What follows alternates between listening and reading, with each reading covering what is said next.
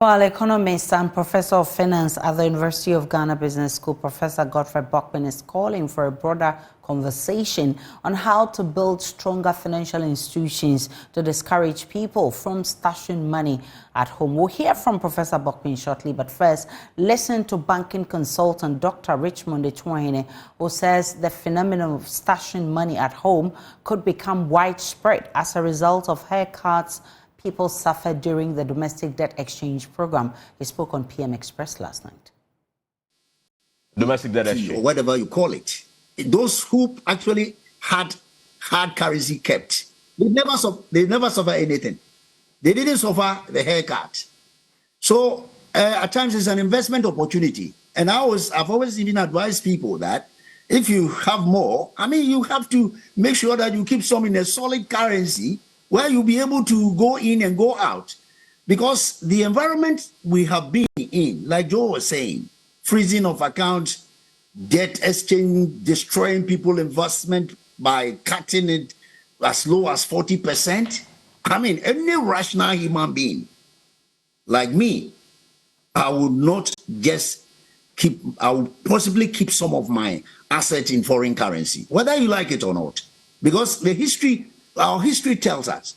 Forget about in the 79 or thereabout. My mom lost his 50 CDs. He couldn't go and change.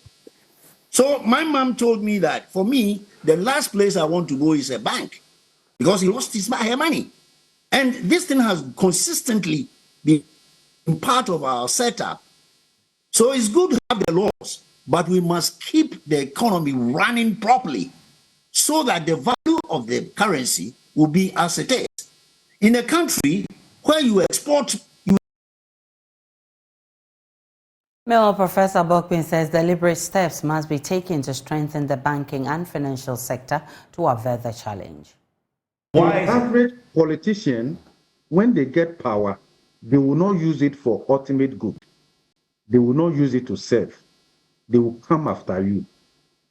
The average African politician is afraid of a powerful domestic private sector from independence. You look at how Ghana has treated our own entrepreneurs from independence. Some had to run away. Some had to dress like women in order to escape arrest. Some died in exiles. It's not only Ghana. You can look at the story of Nigeria across Africa. I just told you, if you look at the data, more than 60% of the wealth of the African, private wealth, they find it comfortable keeping it outside. And that is why it looks a bit strange when African leaders met somewhere and they were critical of the global financial architecture that is anti-Africa. What they themselves are presiding over, how safe have they made it for Africans to even invest their wealth in the African financial system and keep it here? So much to the extent that even Africans in the diaspora and all of other places will find it safe.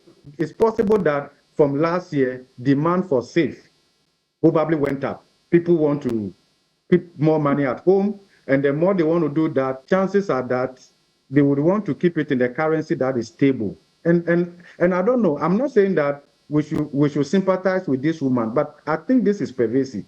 I think this should lead us to have a better conversation in terms of building a financial system that is safe, that everybody can trust. And it's also because we are unable to build independent institutions, such that even regardless of which party is in power, if you have your money in the bank, there's some kind of protection, secrecy. Because people can have access to anything that you have, and you can easily be a target. Yeah. Especially if you're a political opponent, especially if you run top. Look, there are top business people in Ghana. They are even afraid to speak up because the party, the government or the party could come after them if there's a regime change. Yeah, we have in this country where businesses rise and collapse with regimes.